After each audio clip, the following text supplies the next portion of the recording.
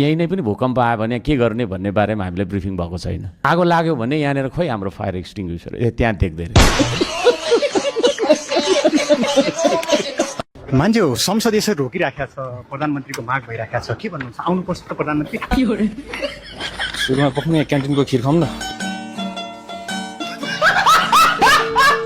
के छ बाबा, उहाँले भन्दै हुनुहुन्छ प्रधानमन्त्री उपस्थित गराउनुहोस्। यो त सदनभित्रको कुरा हो नि त। अब यहाँ बाहिर आएपछिको त फेरि कुरा अर्कै हुन्छ। उहाँ त हाम्रो मान्यजी हो, मित्रता त छ हामीले देखिरहेको। भित्र गएपछि हाम्रो विचार नमिल्न सक्छ होइन। अहिले त हामी सँगसँगै खाजा खान जाँदैछौँ। दिनभरि काम गर्ने, भारी बोक्ने, अनि यहाँ सुत्ने यहाँ सुत्ने। अनि अस्ति त्यो दाई मरेको पनि त्यही हो। त्यो मलाई त्यो दाईको नामको दाईलाई बोलाउनु त त्यो। संसद भवन कति राम्रो थियो हामीले चलाइरहेको। सबैजनाले बोल्न पाउने, सबैसँग चिया खान पाउने थियो। गन्तव्यमा पुगेपछि मात्रै ब्रेक लाग्छ। गन्तव्यमा पुग्नुभन्दा अगाडि ब्रेक लाउन जरुरी हुँदैन। लाई केपीसँग भिडाएर फेरि पराजित गराएर फेरि सांगीतिक यात्रा, मतलब कि यो र्यापै गाउने पेसामा फेरि फर्किन्छन् बालन शाह भनेर भन्नुभएको छ एमालेका नेताहरूले। के सांगीतिक यात्रातिर फर्किने लयमा होइन? हामीले चुनाव हार्यौं भने त हामी र्याप गाउन फर्क्यौँला, हामी बजारमा फेरि पनि हिरो भएर आउँला, कलाकार भएर आउँला। तर उहाँहरूले चुनाव हार्नु भयो भने त फेरि दिल्ली बजार कारागार हो उहाँहरू त जाने।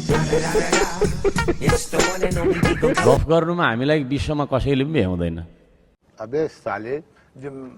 खालि रिसाएर प्रश्न सोधेको छ अनि उत्तर दिनेलाई पनि रिस उठ्छ। त्यसो त गर्नु हुँदैन। अब हाँसेर गर्न आउँथ्यो है। हामीले बाढी ल्याएर खोला फर्काएको।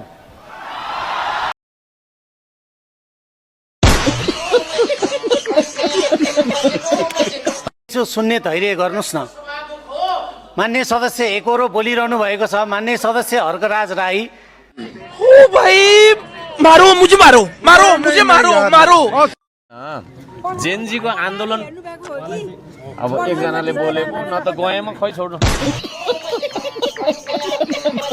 कतिपयले कसरी हेऱ्यो भने अध्यक्षज्यू बालेन सत्ताप्रतिको अलिकति त्यो विरोध चाहिँ मत्थर पार्नको लागि पनि हर्क साम्पालाई उपसभामा दिएर फकाए पनि भने क्या। होइन त्यो फकाउने हामी के केटाकेटी हो र ललिपप दिएर फकिने।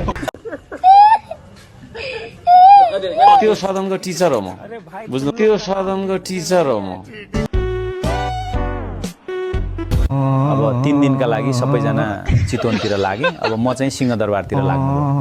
कोही नभएको बेला जय माटो यसो कुरो मिलिहाल्छ कि। नाम चाहिँ हर्कराज राईको सट्टा विरोधराज राई राखे भए एकदमै राम्रो हुन्थ्यो। प्रधानमन्त्रीज्यू 3 मिनेट भन्दा धेरै बोल्नुहुन्न, त्यही भएर बोल्न नखोज्नु भयो कि? बोल्न खोजेन, जनताको जवाफ दिनु परेन। त्यहाँ प्रधानमन्त्रीलाई गीत गाऊ भनेर कसैले बोल्न खर्या हो र? उहाँको पप गीत गाइदिनुहोस्। त्यहाँ र्याप हान्न बोला होइन नि।